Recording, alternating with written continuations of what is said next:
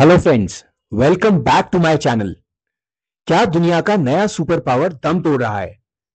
पिछले 3-4 डेकेड्स में सबसे ज्यादा चर्चा का विषय रहा है चाइना और उसका बढ़ता इन्फ्लुएंस। इकोनॉमी, डिफेंस या टेक्नोलॉजी, चाइना हर रेस में आगे बढ़ता गया। लेकिन पिछले 5 वर्षों में चाइना के ग्रोथ रेट्स कम हो गए हैं और शोर होने लगा है कि चाइना की स्टीम कभी तो निकलनी ही थी। और कोविड-19 वो टर्निंग पॉइंट था जिसने चाइना को हिला दिया और अब उसका इंजन पटरी से उतर ही गया समझो। ये वीडियो है चाइना की ग्रोथ को एनालाइज करने के लिए, उसकी करंट प्रॉब्लम्स को समझने के लिए और उसका फ्यूचर देखने के लिए। इस वीडियो को हम 4 हिस्सों में बांटेंगे। 1990 से 2020 तक की बिग लीप, 2021 के बाद का परफॉर्मेंस और प्रॉब्लम्स, अगले 5 से 10 सालों के लिए चाइना का पॉलिसी डायरेक्शन और द मिलियन डॉलर क्वेश्चन, क्या हिस्ट्री रिपीट होगी या फिर चाइना अपनी रफ्तार खो रहा है? तो चलिए शुरू करते हैं। 1990 में चाइना की जीडीपी थी 360 बिलियन यूएसडी। भारत भी काफी करीब था, सिर्फ 40 बिलियन डॉलर्स का ही फर्क था। अमेरिका इन दोनों के मुकाबले बहुत बड़ा था। उसकी इकोनॉमी भारत और चाइना से लगभग 20 गुना बड़ी थी।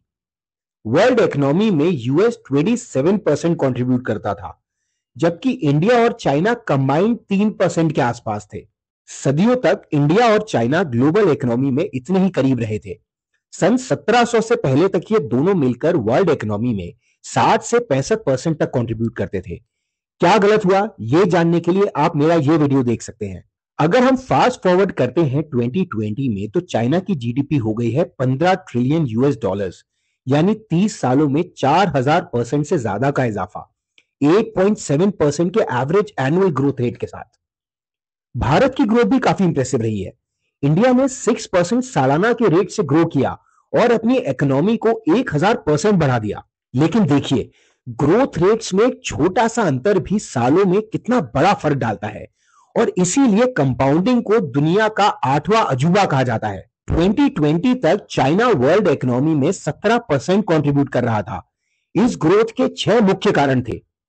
Growth of private sector in businesses, increase in minimum wages, liberalisation और फॉरेन डायरेक्ट इन्वेस्टमेंट्स, मैन्युफैक्चरिंग और एक्सपोर्ट्स पर जबरदस्त फोकस, इंफ्रास्ट्रक्चर और पब्लिक यूटिलिटीज की ग्रिड बनाना और टेक्नोलॉजी का अडॉप्शन। इन 6 पॉइंट्स पर डेकेड्स तक यूनिडायरेक्शनली काम किया गया।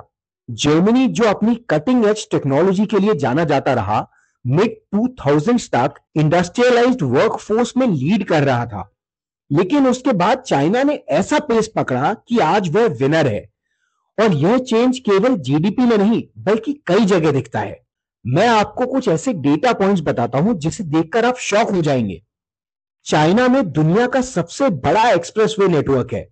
उसके कुल रोड नेटवर्क का 3.5% एक्सप्रेसवे है। यूएस में यह सिर्फ 1.2% है और इंडिया में सिर्फ 0.1%। चाइना मीलों आगे है। हाई स्पीड रेलवे का दुनिया का 67% नेटवर्क चाइना में है। यूएस में कोई डेडिकेटेड कॉरिडोर्स नहीं है, जबकि इंडिया का पहला high speed railway network between Ahmedabad और मुंबई 2029 या 2030 तक ही पार्टली एक्टिव होगा। चाइना में 47 लाख 5G टावर्स हैं। यूएस में यह नंबर है 1.5 लाख और भारत में 5 लाख। चाइना हर साल 16 लाख से ज्यादा पेटेंट एप्लीकेशंस फाइल करता है। यूएस के लिए यह नंबर है 5 लाख और इंडिया के लिए सिर्फ 75,000। यानी चाइना क्वांटिटी के साथ साथ रिसर्च और डेवलपमेंट पर भी फोकस कर रहा है। कोविड ने चाइना को भी रोका और 2020 में चाइना केवल 2% से बढ़ा। पिछले 5 सालों में चाइना का ग्रोथ परसेंटेज अपने पिछले हाई से काफी कम रहा है। चाइना के पोस्ट कोविड नंबर्स देखने से पहले मैं आपको जीडीपी का कॉम्पोजिशन समझाता हूं। जीडीपी के 4 मेन फैक्टर्स होते हैं: consumption by the citizens, investment in real estate plus investments by businesses, government expenditure like salaries और infrastructure development, net exports यानी exports minus imports। चाइना की स्लो इकोनॉमी के प्राइमरीली 4 रीजंस रहे हैं, और ये फर्स्ट रीजन दिखाता है कि इकोनॉमी कितनी भी बड़ी हो, क्राइसिस कभी भी आ सकता है। यह चौंकाने वाला है कि एक सेक्टर चाइना जैसी बड़ी इकोनॉमी को कैसे हिला सकता है। रियल एस्टेट और इंफ्रा चाइनीज इकोनॉमी में 6 ट्रिलियन यूएसडी देता है। यह अमेरिका को छोड़कर दुनिया के किसी भी देश की पूरी जीडीपी से ज्यादा है।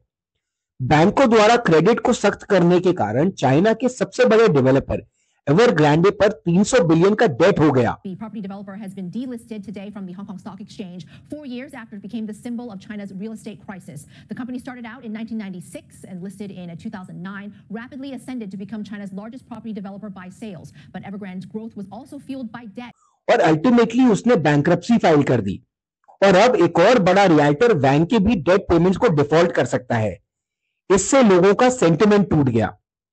कंजम्पशन या एक्सपेंडिचर कम हो रहा है और सेविंग्स रेट बढ़ रहा है, जो जीडीपी के लिए खराब खबर है। एक्सपोर्ट्स अभी भी मजबूत हैं, लेकिन अमेरिका के साथ ट्रेड वॉर और ग्लोबल फाइनेंशियल अनसर्टेनिटीज डिसरप्टिव है। डोमेस्टिक डिमांड में कमी और ग्लोबल अनसर्टेनिटी के कारण बिजनेसेस का फ्यूचर प्रॉफिटेबिलिटी में कॉन्फिडेंस कम हुआ है और इन्वेस्टमेंट्स कम हो गए हैं। यह सीधे जीडीपी को इंपैक्ट कर रहा है। ये चारों फैक्टर्स इतनी आसानी से खत्म नहीं होंगे और इसीलिए चाइना की ग्रोथ को लेकर जो चिंताएं हैं वो फंडामेंटली करेक्ट है। अब हम देखते हैं कि चाइना इन प्रॉब्लम एरियाज को कैसे टैकल करने की कोशिश कर रहा है।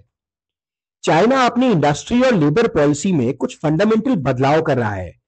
चाइना का latest 5 year plan 2 main areas पर जोर देता है। इनकम, मिनिमम लेबर वेजेस और हाईटेक मैन्युफैक्चरिंग में एम्प्लॉयमेंट्स बढ़ाकर लोगों की इनकम बढ़ाना। Industrial shift, labour intensive low value added manufacturing जैसे खिलौने और कपड़े से high tech high value added manufacturing जैसे चिप्स, सेमीकंडक्टर्स, ऑटोमोबाइल्स, रोबोटिक्स की ओर इंडस्ट्री को शिफ्ट करना। हाईटेक मैन्युफैक्चरिंग में चाइना को रेयर अर्थ एलिमेंट्स काफी मदद करेंगे, क्योंकि चाइना दुनिया की 70% रेयर अर्थ को कंट्रोल करता है। इन दोनों रेमेडीज से चाइनीज इकोनॉमी में 2 बेनिफिट्स एक्सपेक्टेड है। प्राइवेट इन्वेस्टमेंट बढ़ेगा जिससे जीडीपी बढ़ेगी। वेजेस बढ़ने से कंजम्पशन बढ़ेगा जो जीडीपी को बूस्ट करेगा। यह प्लान कागज पर तो अच्छा लगता है, लेकिन इन चीजों को करना कहने से कहीं ज्यादा मुश्किल है। क्या चाइना का राइज सस्टेन रहेगा या फिर वह बिखर जाएगा? अक्टूबर में शी जिनपिंग और डोनाल्ड ट्रंप की साउथ कोरिया मीटिंग से कुछ हिंट्स मिलते हैं। यूएस ने चाइना पर टैरिफ्स को 10% कम कर दिया है, जिससे अब इफेक्टिव टैरिफ्स 20% रह गए हैं। यह तब हुआ है जब चाइना सबसे ज्यादा रशियन ऑयल खरीद रहा है, जो कि ट्रंप का एक बड़ा मुद्दा है। और यूएस को सीधे धमकी के तौर पर चाइना ने रेयर अर्थ एलिमेंट्स के एक्सपोर्ट्स पर रोक लगा दी है। यह दर्शाता है कि चाइना के पास बड़ी बार्गेनिंग कैपेसिटी है और यूएस कितना भी शोर मचाए, उसका रेयर अर्थ के बिना काम नहीं चलेगा। This is a sign of future of global trade. जैसा कि आप देख सकते हैं, सारे एनालिस्ट म्यूचुअल कंसेंसस से चाइना की ग्रोथ को 2025 और 2026 में 4% से ज्यादा एस्टिमेट कर रहे हैं। एनालिस्ट को उम्मीद है कि आने वाले सालों में चाइना हाईटेक मैन्युफैक्चरिंग में अभूतपूर्व बदलाव लाएगा। To cut it short, China शायद अपने हाईएस्ट ग्रोथ रेट्स को अब दोहरा ना पाए, लेकिन अब चाइनीज इकोनॉमी इतनी बड़ी हो गई है कि अगर 4% की ग्रोथ को भी बनाए रखने में कामयाब हुए तो वो 2040 तक यूएस को पीछे छोड़ देगा और तब तक टॉप पर बना रहेगा जब तक इंडिया उसे पछाड़ नहीं लेता। सवाल यह है कि इंडिया कब तक चाइना को पीछे कर देगा? आपकी क्या राय है नीचे कमेंट्स में जरूर बताइए। चैनल को सब्सक्राइब करें। मैं आपसे किसी और वीडियो में जल्द ही मिलूंगा। टिल देन अपना ध्यान रखिए। Good day, good luck.